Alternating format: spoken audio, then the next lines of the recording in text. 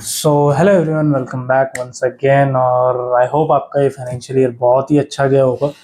As if मेरा तो नहीं गया। एंड मतलब बहुत सारी चीज़ें कॉम्प्लिकेट हुई मेरे लिए। एक पूरा रोलर कोस्टर ईयर रहा। फाइनेंशियल ईयर 25-26 था जो ये वाला जो गया है। पहले एक ब्रेकआउट आया ट्रेडिंग में, देन अगेन एक टॉप बनाया, फिर नीचे, फिर डबल टॉप बना के ऐसा नीचे आया हूँ मैं, बिल्कुल क्रैश कर गया। फिर चीज़ें खराब हुई, चीज़ें लास्ट 6-8 महीनों में थोड़ी कॉम्प्लिकेटेड हुई मेरे लिए भी, स्ट्रेसफुल था, अभी भी है।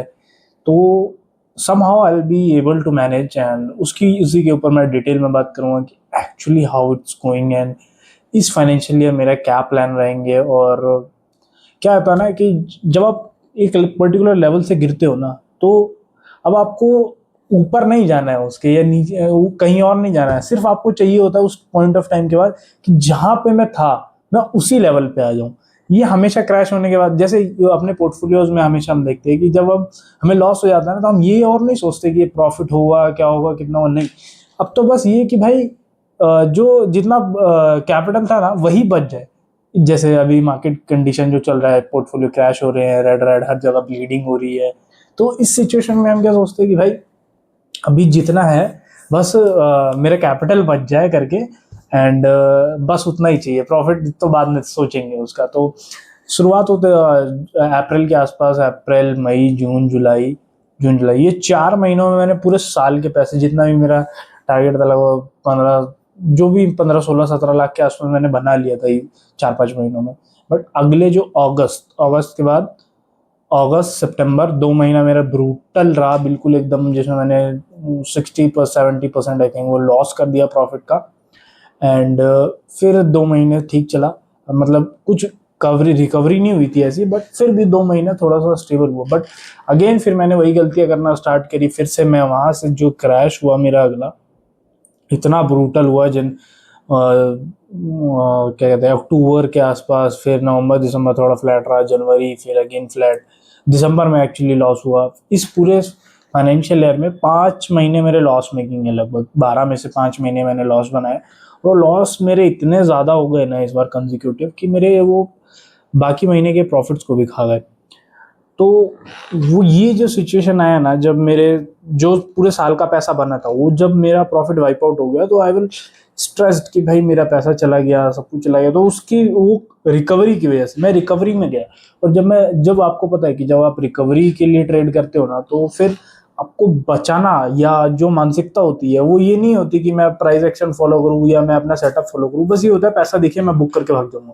तो उस टाइम क्या होने लग गया फिर कि भाई छोटे छोटे प्रॉफिट बन रहे थे, लॉस में होल्ड हो जा रहा था, लॉस बड़े हो जा रहे थे, लॉस पे मैं कट ही नहीं कर रहा था। तो जो फॉल था एक्चुअली में वो छोटा सा रहना चाहिए था, कि मतलब 2-4-5 लाख के बाद मुझे वो रिकवरी वापसी वहां से, मतलब चीजों को ठीक करके अपना स्टार्ट हो जाना चाहिए था, वो वापसी बैक ट्रैक पे आ जाना चाहिए था। बट उसने इतना प्रेशर बनाया मेरे को, बिकॉज ऑफ सम आउटसोर्स की लाइफस्टाइल भी मेंटेन करना है। क्योंकि एक बार once you have money you increase your lifestyle. जब फिर आपके पास पैसा कम हो जाता है, तो ये एक अच्छी चीज मैंने इस फाइनेंशियल ईयर में सीखी कि भाई जब तक आप कंफर्टेबल स्टेट पे ना पहुंच जाओ, तब तक लाइफस्टाइल को कभी इंक्रीज मत करो। मैंने लाइफस्टाइल अपना इंक्रीज कर लिया, चीज़ें बढ़ा लिए जब मेरे पे पैसे आए। तो फिर उसके अराउंड मेरे को एक्सपेंसेस जब हुए, जब मुझे जब वापसी लॉसेस होना स्टार्ट हुआ, और उसी तरीके से जब एक्सपेंसेस हुए, तो फिर वो कंट्रोल करना मेरे लिए मुश्किल हो गया। फिर वहाँ से मुश्किलें और बढ़ गई। फिर उसके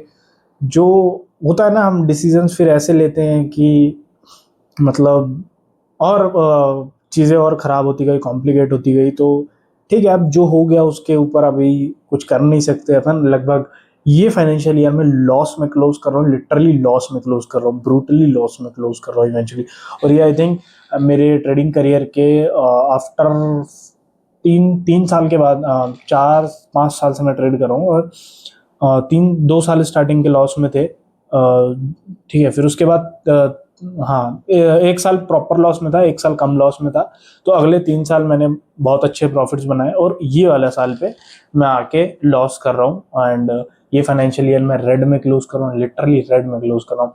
और अभी जो करंट मार्केट कंडीशन है उसके हिसाब से थोड़ा मैंने इन्वेस्ट करना स्टार्ट किया है, और वो भी अभी ब्लीड हो रहा है। हालांकि मैं उसको बुक नहीं करने वाला ऑफ कोर्स।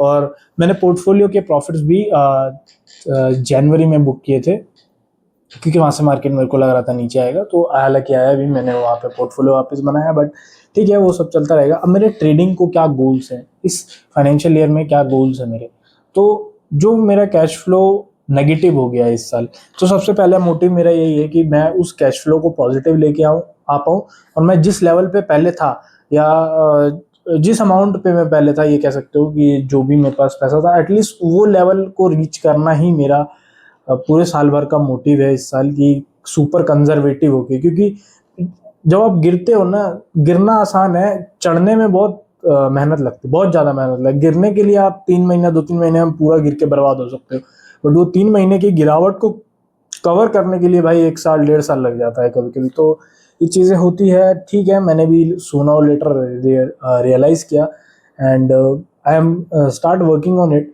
और अभी मैं वर्क करना स्टार्ट भी कर रहा हूँ। अब अप्रैल ऑनवर्ड्स मैं वापसी करूँगा, ट्रेडिंग स्टार्ट करूँगा, रेगुलर वीडियोस भी डालूंगा, उसमें मैं एक अलग से वीडियो बनाऊंगा कि मैं ट्रेडिंग इस बार किस तरीके की कर रहा हूँ, और क्या मेरा रिस्क टू रिवॉर्ड है, उसके ऊपर एक सेपरेट वीडियो बनाएंगे अपन। बट ये जो फाइनेंशियल ईयर था, it's really tough for me, and मुझे आपका नहीं पता, अगर आपने पैसे बनाए, good and well, wish is good for you, I am happy for you. मेरे लिए बहुत स्ट्रगलिंग था, all those the financial year जो मतलब लास्ट 2-3 महीने का क्रैश हुआ, उसमें बहुत बड़े पैसे बनने चाहिए थे, बहुत ही बड़े पैसे बनने चाहिए थे। बट वो होता ना, आपका मानसिक अगर सही नहीं है ट्रेडिंग में, आप अगर मानसिकता से सही नहीं हो, तो फिर पैसे बना पाना और उसको स्केल कर पाना बहुत ही मतलब क्या कह सकते हैं, बहुत ही ज़्यादा डिफिकल्ट हो जाती है चीज़ें, बहुत मैनेज कर पाना ना इतना आसान नहीं होता है, खासकर जब आपके लाइफ के सर्कमस्टेंसेस भी थोड़े ख़राब होने लग जाती हैं फिर। और ये मुसीबत चारों तरफ से आते हैं, और गरीबी में आटा गीला होता ही है। सो yeah, this is it for this video, and we'll start again with proper risk to reward ratio। अपन जैसे प्रॉपर काम करते थे, अपना डिसिप्लिन को मेंटेन करना है, कंसिस्टेंसी रखनी है, रिस्क मैनेजमेंट को ठीक करना है, जो कि बहुत ही ज़्यादा वाहियात हो गया है, ट्रेडिंग साइकोलॉजी के ऊपर काम करना है मेन। एंड या let's see, will start again. देखो, मैं कितनी बार फेल हुआ है, कितने लॉसेज हुए, डजेंट मैटर ना।